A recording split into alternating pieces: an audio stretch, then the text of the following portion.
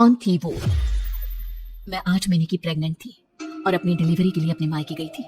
माँ ने मुझे फोन पर बताया, घर के पीछे की तरफ जो खाली जमीन थी ना, वहां पर एक नया कमरा बनवा लिया है। इतने सालों के बाद जैसे ही अपने घर में कदम रखा, कुछ अलग सा लगा। माँ, ये घर के पीछे की तरफ नया कमरा बनवाने की क्या जरूरत थी? अरे बेटा, घर के पीछे दूर दूर तक खाली जमीन है।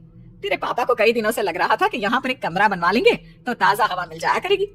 अब तो ये सब छोड़ और चल जल्दी से दूध पी ले। माँ, मैं थोड़ी देर में पी लूंगी, आप सो जाओ। मैंने दूध का गिलास उठाकर उस खिड़की में रख दिया। पता नहीं कब आंख लग गई। अचानक से खिड़की के पल्लों के खड़कने की तेज आवाज आई। दूध का गिलास धड़ाम से जमीन पर आ गिरा। जमीन पर गिरते ही दूध का रंग लाल हो चुका था। मैंने खिड़की से झांक कर बाहर देखा। चारों तरफ धूप अंधेरा था। उस अंधेरे की तरफ से कुछ आवाजें आ रही थी, जैसे छोटे बच्चे आपस में खिलखिलाकर मस्ती कर रहे हो।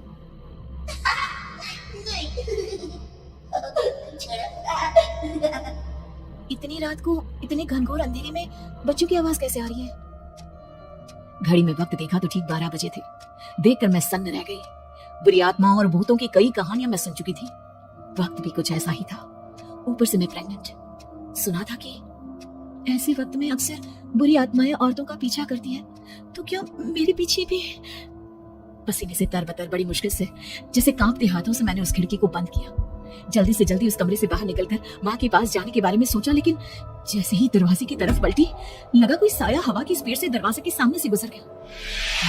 मेरे गले में अटक कर रह गई। मैं जोर से चीख कर माँ को बुलाना चाहती थी, लेकिन वो आवाज खुद मेरे कानों तक नहीं पहुंच पा रही थी। तो माँ तक कैसे पहुंच गई? खिड़की के पल्ले एक बार फिर तेज हवा के झोंके से धड़ाम करके पड़े और पूरी ताकत से मैं चीख पड़ी। जानती थी मेरी चीख की आवाज सुनकर कुछ ही सेकंड में माँ वहां पहुंच जाएगी, लेकिन ऐसा कुछ हुआ ही नहीं। मेरा कलेजा डर के मारे फटा जा रहा था।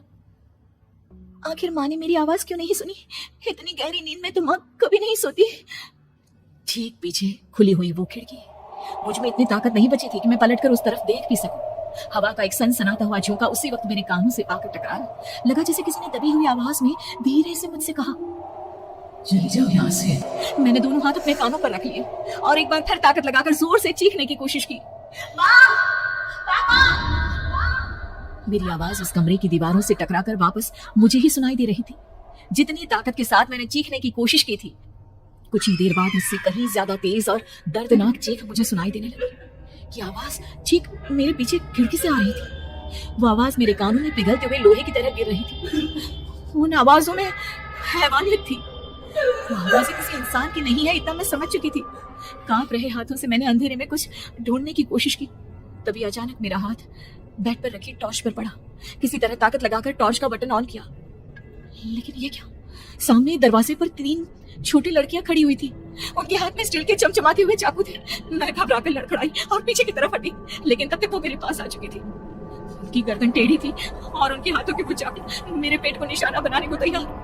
मैं जोर से चीखी, नहीं, छोड़ दो मेरे बच्चे को, मत मारो, मत मारो, छोड़ दो मेरे बच्चे को। सोनाली, क्या हुआ बेटा? तू इतनी डरी हुई क्यों है? उठ बेटा, क्या हुआ? हाथ बढ़ाकर मैंने अपनी आंखें खोली। देखा तो दिन निकल आया था। माँ मुझे जगा रही थी। मेरा चेहरा पूरा पसीने से लथपथ था। क्या हुआ बेटा? तुमने कोई बुरा सपना देखा क्या? मैं अभी तक अपने पूरे होश में नहीं थी।